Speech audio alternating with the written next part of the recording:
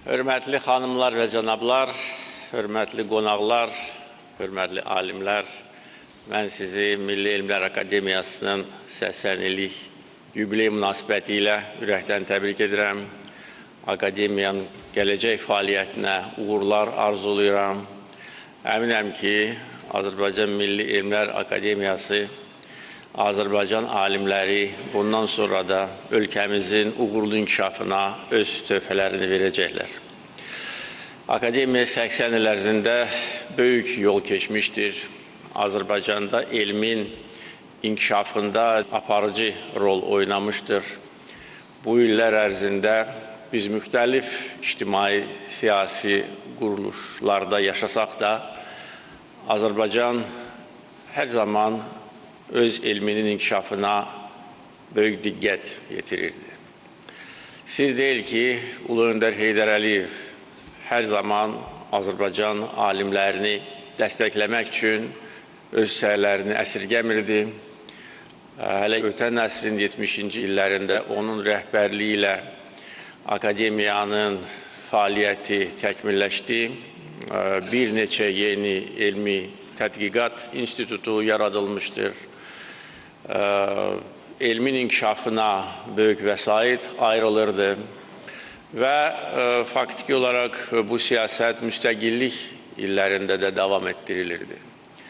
Ulu Öndərin təşəbbüsü ilə keçən əsrin 70-ci illərindən başlayaraq yüz minlərlə Azərbaycan gənci o vaxt Sovet İttifaqının aparıcı ali məktəblərinə göndərilmişdir və beləliklə ölkəmizdə intellektual potensial daha da güclənmişdir.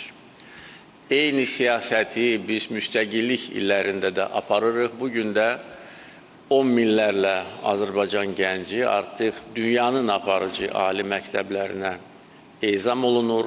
Onların böyük əksəriyyəti oxuyub vətənə qayıdırlar və beləliklə ölkəmizin inkişafına öz dəyərli töhfələrini verirlər. Müstəqilliyin ilk illəri çox ağır idi, faciəvi idi və o vaxt məhz Heydər Əliyevin qətiyyəti, iradəsi, xalqa olan bağlılığı bizi böyük bəlalardan qurtara bilmişdir. Və o da çox böyük göstəricidir ki, onun hakimiyyətə qayıdışından sonra Azərbaycan ziyalıları ilə, Azərbaycan ictimaiyyəti ilə ilk görüşü məhz Milli Elmlər Akademiyasında olmuşdur 1993-cü ildə və beləliklə o bir daha müstəqil Azərbaycanın, yəni yeniləşən Azərbaycanın prioritetlərini açıq şəkildə bəyan etmişdir. Düzdür, o vaxt bizim maliyyə imkanlarımız çox məhdud idi, demək olar ki, yox idi, xəzinə boş idi.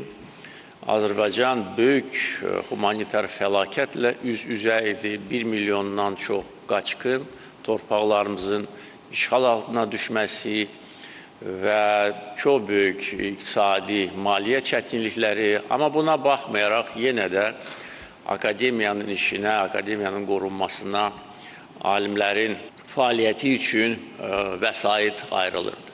Təbii ki, illər keçdikcə, Azərbaycan inkişaf etdikcə bu vəsait daha böyük həcmdə ayrılır. Son 10 il ərzində Azərbaycan elminə ayrılan vəsait 2 dəfədən çox artmışdır. Və mənim prezidentlik dövrümdə də bu istiqamətdə, yəni Azərbaycan elminin inkişafına göstərilən diqqət Ulu Öndərin siyasətinə uyğun şəkildə aparılırdı. Bir çox addımlar atıldı, akademiyanın maddi-texniki bazası möhkəmləndirilmişdir və burada yerləşən, bu akademiya şəhərciyində yerləşən binaların təmiri aparıldı. Burada elmə aidiyyəti olmayan qurumlar ki, bəzi akademiyanın binalarını zəbt etmişlər, buradan çıxarıldı. Böyük yeni elmi kitabxana inşa edilmişdir. Milli ensiklopediya üçün yeni bina inşa edilmişdir. elmi tədqiqat institutlarının dediyim kimi təmiri və avadanlıqlarla təchizi təmin edilmişdir. Elm fondu hələ 2009-cu ildə yaradılmışdır və o vaxt bu fondun yaradılmasının əsas məqsədi Azərbaycan alimlərinə maddi dəstəyin verilməsidir. Qrantlar çərçivəsində elmin inkişafına təkan verməkdir. Elmin inkişafı üzrə milli strategiya qəbul edilmişdir. Elm haqqında qanun qəbul edilmişdir. Dövlət proqramı qəbul edilmişdir. Yəni, bütün görülmüş işləri sadalamaq üçün çox vaxt lazımdır. Sadəcə olaraq bunu bildirməliyəm ki, bütün başqa sahələrdə olduğu kimi bu istiqamətdə də Heydər Əliyev siyasəti davam edir, yaşayır, yeni formalarla zənginləşir. Mən 10 il bundan əvvəl Akademiyanın 70 illiyində bu salonda alimlər qarşısında çıxış etmişdim və çalışırdım ki, bu 10 il ərzində bütün başqa ölkə qarşısında duran vəzifələrlə yanaşı elmin inkişafına da öz dəstəyimi göstərim. Bugün bəzi fikirlərimi sizinlə bölüşmək istəyirəm, çünki son 10 il ərzində həm dünyada, həm Azərbaycanda köklü dəyişikliklər baş vermişdir. Dünya iqtisadiyyatı tamamilə dəyişmiş. Dünyada gedən siyasi proseslər, müharibələr, hərbi toqquşmalar, beynəlxalq hüququn pozulması, mövcud olan qaydaların tamamilə aradan qaldırılması göz önündədir. Azərbaycana gəldikdə son 10 il ərzində bizim üçün inkişaf və zəfərlərlə zəngin illər olmuşdur. Əsas vəzifə torpaqlarımızın azad edilməsi, ərazi bütövlüyümüzün bərpası, suverenliyimizin bərpası layiqincə təmin edilmişdir. Bugün Azərbaycan bütün suveren torpaqlara sahibdir. Bizim ərazimizdə işğalçı qüvvələr yoxdur. Bizim ərazimizdə xarici hərbi birləşmələr yoxdur. Bugün biz bu torpaqlarda qrup yaradırıq. Biz bir neçə gündən sonra şanlı zəfərimizin 5-ci il dönümünü qeyd edəcəyik və son 5 il ərzində dünyada bir çox yerlərdə müharibələr, toqquşmalar, münaqişələr baş verirdi və hər şey müqayisə ilə ölçülür. Bunu da alimlər yaxşı bilir və deyə bilərəm ki, bizim qədər parlaq, tam və mütləq qələbə qazanan ikinci ölkə olmamışdır. Azərbaycan tamamilə yeni vəziyyətdə yaşayır və əlbəttə ki, öz addımlarımızı dəyişən dünyada gedən proseslərə həm uyğunlaşdırmalıyıq, həm də ki, bir çox təşəbbüslər irəli sürməliyik. Ona görə təbii ki, illər keçdikcə qarşıda duran vəzifələr də dəyişir. Ona görə bugünkü inkişafla bağlı, inkişafın gələcək istiqamətləri ilə bağlı əlbəttə ki, prioritetlər əvvəlki dövrdən fərqlənir. Bugün sir deyil ki, hər bir ölkənin inkişafını, eyni zamanda təhlükəsizliyini o ölkənin texnoloji imkanları şərtləndirir. Və bugün biz bunu iqtisadi inkişafda görürük, yeni texnologiyaların tətbiqində görürük, yeni müharibələrdə görürük. Ona görə texnoloji inkişaf bizim üçün əsas prioritet olmalıdır və burada əlbəttə Azərbaycan alimlərinin üzərinə böyük vəzifə düşür. Təbii ki, Azərbaycan dövlətinin üzərinə böyük vəzifə düşür ki, biz bu texnoloji inkişafı bütün sahələrdə tətbiq eləyək və beləliklə bizim inkişafımız dayanıqlı olsun.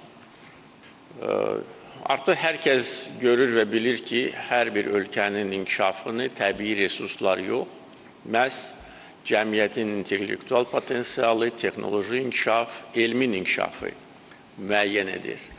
Təbii resurslar, yəni bizim üçün sadəcə olaraq bir vasitədir, bir imkandır ki, biz təbii resursların ixracından əldə etdiyimiz vəsaiti insan kapitalına yönəldək, texnoloji inkişafa yönəldək ki, gələcəkdə bizim inkişafımız dayanıqlı olsun. Təbii sərvətlər, hər kəs yaxşı bilir ki, tükənən sərvətlərdir. Gec-tez tükənəcək. Tükənməz sərvət isə intellektual potensialdır. Amma o halda əgər buna sərmayə qoyularsa, o sərmayəni dövlət qoymalıdır. Ölkənin elm ictimaiyyəti, alimlər bu istiqamətdə öz səylərini göstərməlidirlər. Ona görə bugün əsas vəzifələrdən biri texnoloji inkişafdır. Süni intellekt 10 il bundan əvvəl bu barədə heç kim heç danışmırdı. Bugün artıq bu ölkələrin gələcək inkişafının ayrılmaz hissəsidir. Biz burada geri qalmamalıyıq. Ona görə dövlət lazımi addımları atır. Yəni biz hər zaman əsas aparıcı xəttin, yəni mainstreamin, əgər belə demək mümkündürsə, arxasınca gedirik və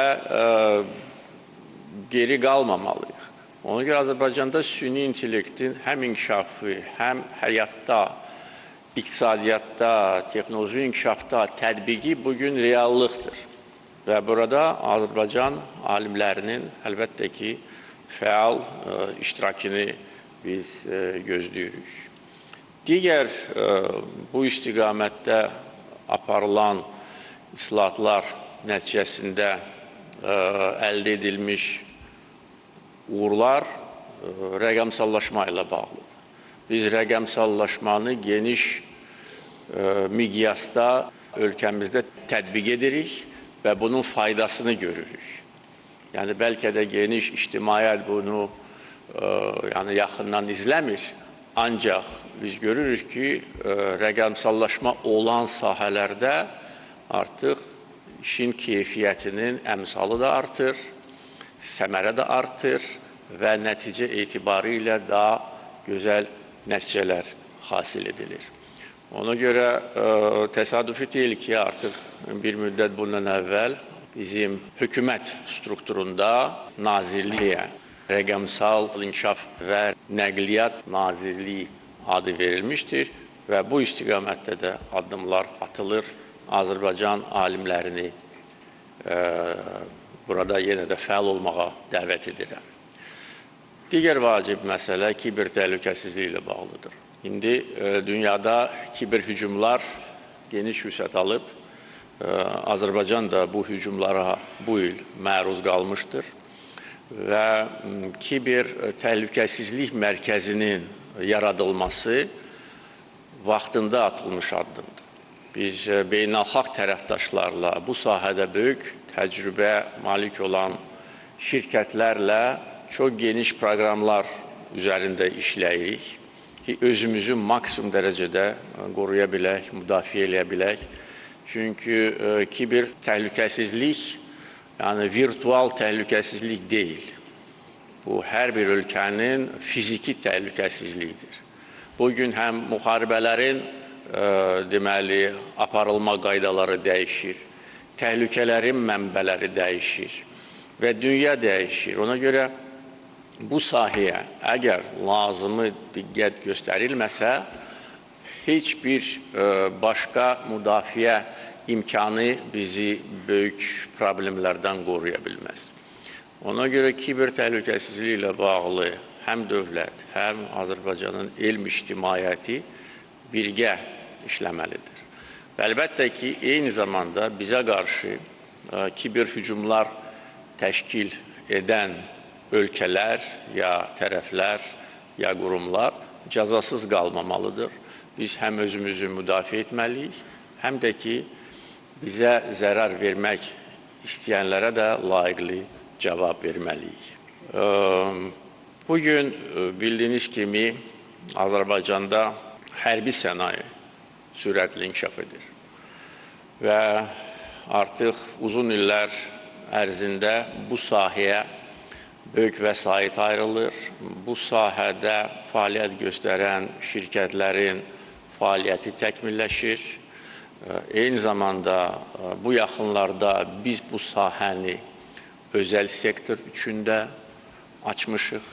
Çünki bu istiqamətdə ən böyük uğurlar əldə etmiş ölkələrdə hərbi təyinatlı məhsullar məhz özəl şirkətlər tərəfindən istehsal olunur.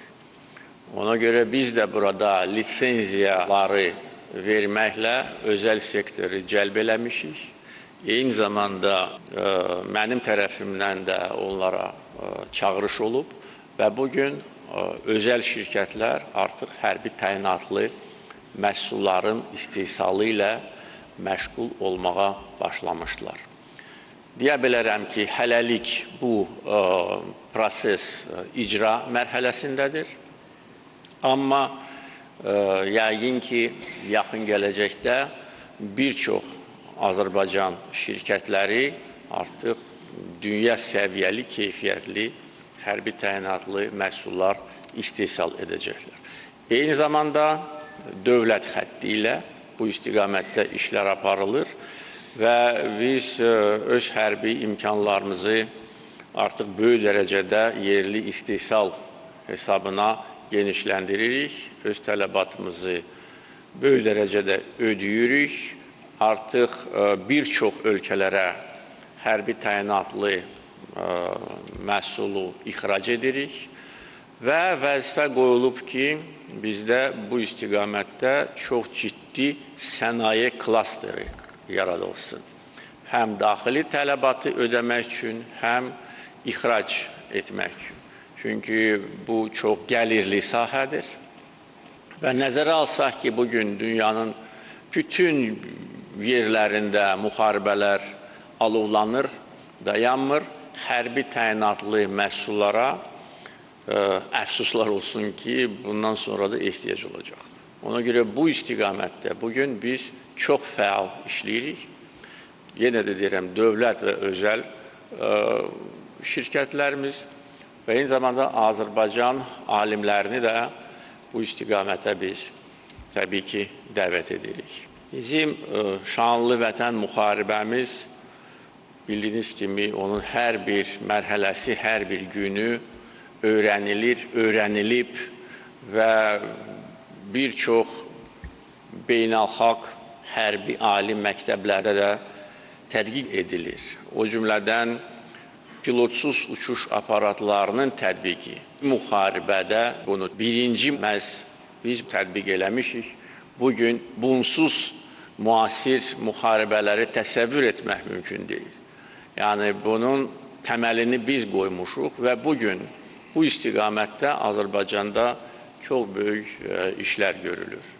Həm xarici bazarlardan biz bu məhsulları tədarük edirik. Eyni zamanda özümüz də bir çox növdən ibarət pilotsuz uçuş aparatlarını istehsal etməyə başlamışıq və bunu davam etdirəcəyik.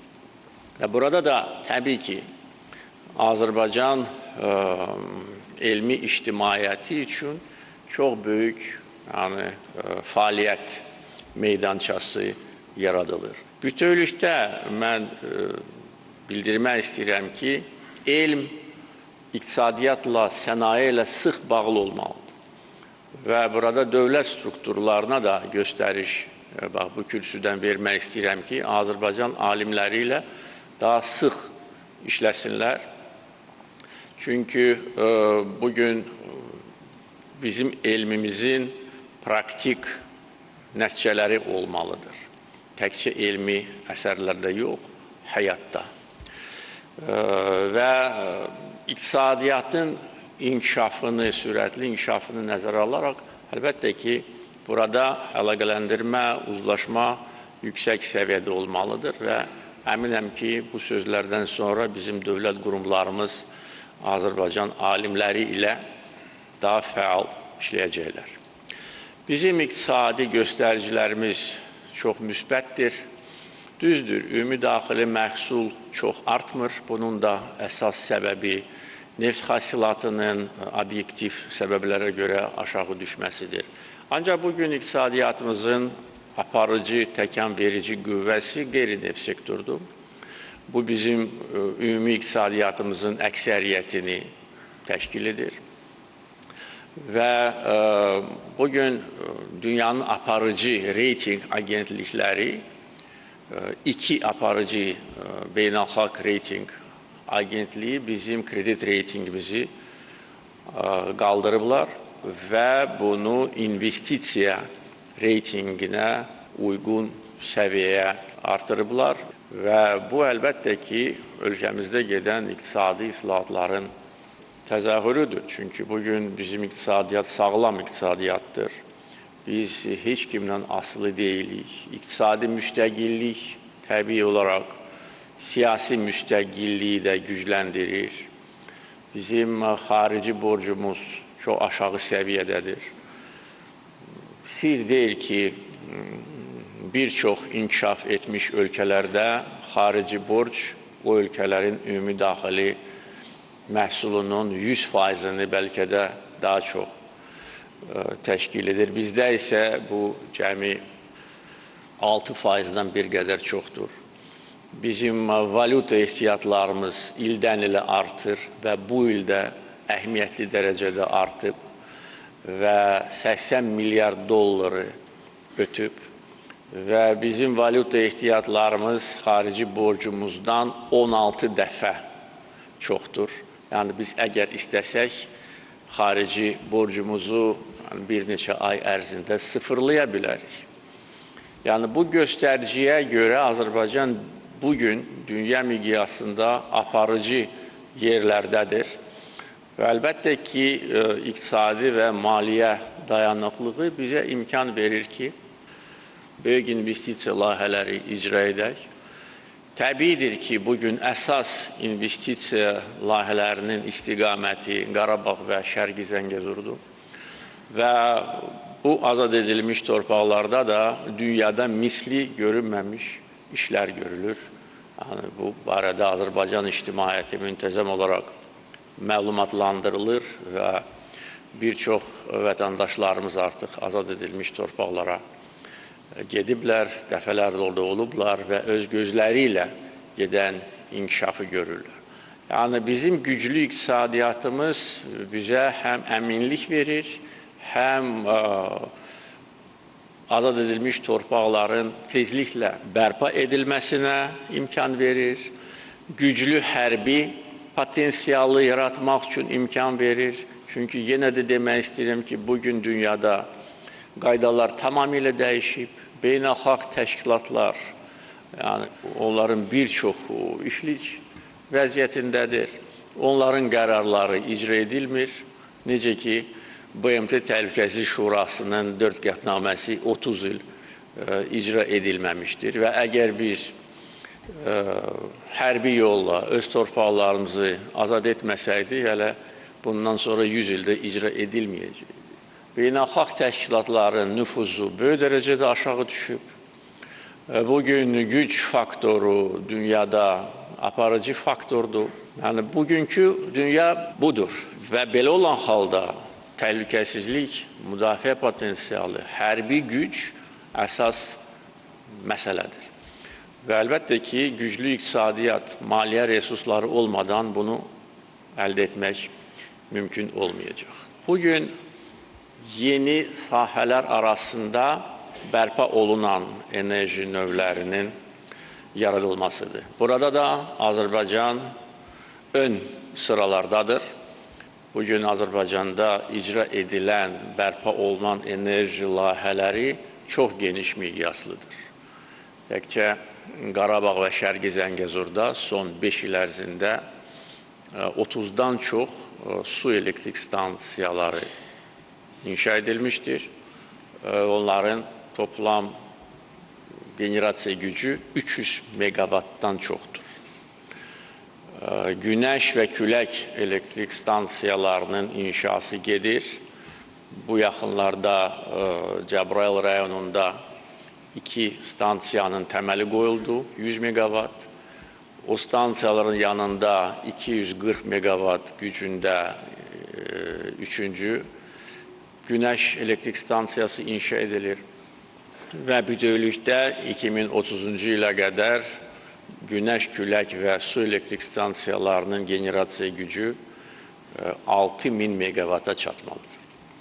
Bu böyük bir sənaye sahəsidir. Sənayenin inkişafının növbəti istiqamətidir və burada da Azərbaycan alimlərini fəal olmağa dəvət edirəm.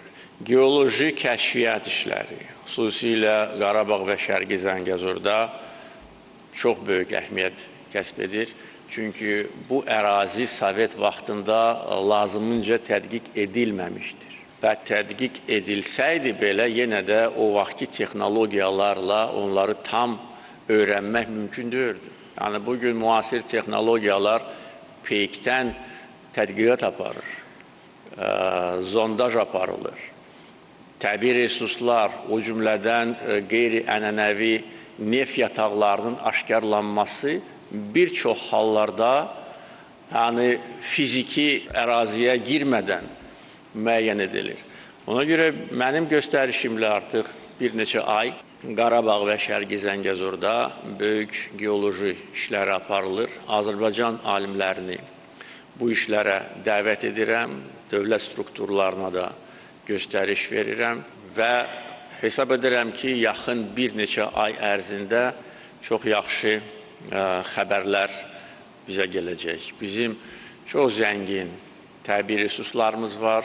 Qızıl, gümüş, mis yataqları, polimetal yataqlar, onların aşkarlanması, kəşfiyyatı, işlənməsi bizə böyük xeyir gətirəcək və Qarabağ və Şərqi Zəngəzur regionlarımızda iş yerlərinin böyük sayda yaradılmasına gətirib çıxaracaqdır. Təbii ki, Qarabağ və Şərqi Zəngəzur haqqında danışdıqda Azərbaycan tarihi haqqında da danışmalıyıq. Bizim zəngin tariximiz, əfsuslar olsun ki, Ermənistan tərəfindən, erməni diaspor tərəfindən uzun illər ərzində təhrif edilmişdir və bu istiqamətdə bizə qarşı aparılan təbliğat bugün də dayanmır. Ona görə bunun qabağına biz öz həqiqətlərimizi qoymalıyıq. Bu barədə mən 10 il bundan əvvəl Akademiyanın 70 illiyindən danışmışam. Bugün də bu barədə danışmaq istəyirəm ki, biz öz tariximizi tədqiq etməliyik və təbliğ etməliyik. Azərbaycan vətəndaşları, Azərbaycan gəncləri bizim zəngin tariximizi bilməlidirlər və bilməlidirlər ki, Azərbaycan xalqının tarixi çox əsirlidir. Dövlətçilik tariximiz, xalqımızın qrup yaratma qabiliyyəti, böyük coğrafiyada Azərbaycan xalqı yaşayıb və yaşayır.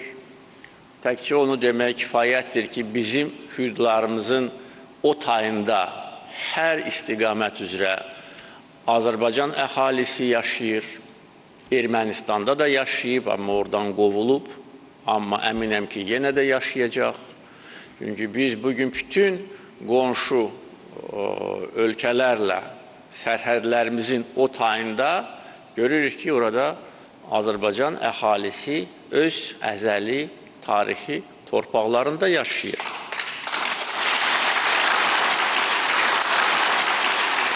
Və yaşadıqları ölkələrdə ləyaqətli vətəndaşlar kimi yaşayırlar. Azərbaycanlılar heç vaxt separatizm xəstəliyinə düçar olmamışlar. Xalqımız yaşadığı ölkələrin dövlətçiliyinə töhfə verib və bugün heç bir ölkədə Azərbaycanlılar heç bir dövlət üçün, heç bir başqa xalq üçün problem yaratmır və yaratmayacaq. Ona görə Azərbaycanlıların indiki Ermənistana qayıtması Ermənistan xalqını və dövlətini qorxutmamalıdır. Mən bunu artıq bir müddət bundan əvvəl demişəm. Biz öz tarixi torpaqlarımıza qayıtmalıyıq. Tanklarla yox, avtomobillərlə qayıtmalıyıq. və bunu etmək üçün əlbəttə ki, əsas vəzifə dövlət üzərinə düşür, ictimai təşkilatlar və eyni zamanda Azərbaycan alimləri. Mən bilirəm və izləyirəm ki, bu istiqamətdə bir çox elmi əsərlər yaradılıb, onların sayı daha çox olmalıdır. Həm elmi əsərlər, sərgilər, təqdimatlar, tarixi xəritələrin dərc edilməsi, təkcə 20-ci əsrin əvvəllərində Çar Rusiyası tərəfindən dərc edilmiş xəritələrə baxmaq kifayətdir ki, hər kəs görsün ki, indiki Ermənistan ərazisində toponimlərin mütləq əksəriyyəti Azərbaycan mənşəlidir. O xəritələrdə Sevan gölü adlı göl yoxdur, o xəritələrdə Göyçə gölüdür. Və bütün digər bizim istifadə etdiyimiz tarixi toponimlərimiz orada öz əksini tapıb. O xəritələri biz tərtib eləməmişik ki, kimsə desin ki, biz burada saxtakarlıq edirik. Bunu Çar Rusiyası eləyib. Həmən o Çar Rusiyası ki, vaxtı ilə erməniləri İrandan və Şərqi Anadoludan gətirərək bizim Qarabağ torpağında yerləşdirib ki, burada etnik və dini tərkib dəyişsin. Yəni, bu xəritələr tamamilə tarixi həqiqətə əsaslanan xəritələrdir. Ona görə biz bunu təbliğ etməliyik, tədqiq etməliyik. Daha çox elmi əsərlər, daha çox deməli, hətta kiçik həcmli bukletlər hazırlanmalıdır ki, həm Azərbaycan gəncləri öz tarixini yaxından bilsinlər, həm dünya ictimaiyyəti bilsin və eyni zamanda indiki Ermənistana bizim qayıdışımız da tamamilə məntiqli və ədalətli səslənsin. Ona görə Azərbaycan tarixi ilə bağlı bax, bu istiqamətdə əlbəttə ki, əlavə addımlara ehtiyac var və bütövlükdə müstəqil Azərbaycan dövlətinin tarixi ilə bağlı sanmallı elmi əsərlərə də böyük ehtiyac var.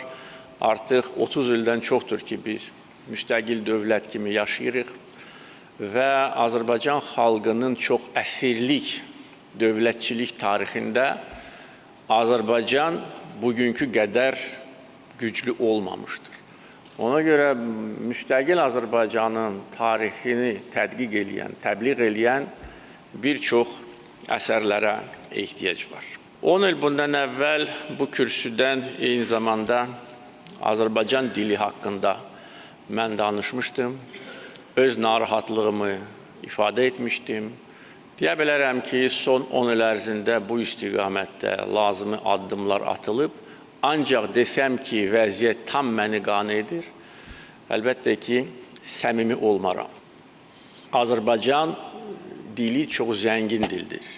Bugün 50 milyondan çox insan üçün Azərbaycan dili ana dilidir. Ancaq təmiz, saf, ədəbi Azərbaycan dilinin qoruyucuları bizik, müstəqil Azərbaycan dövləti.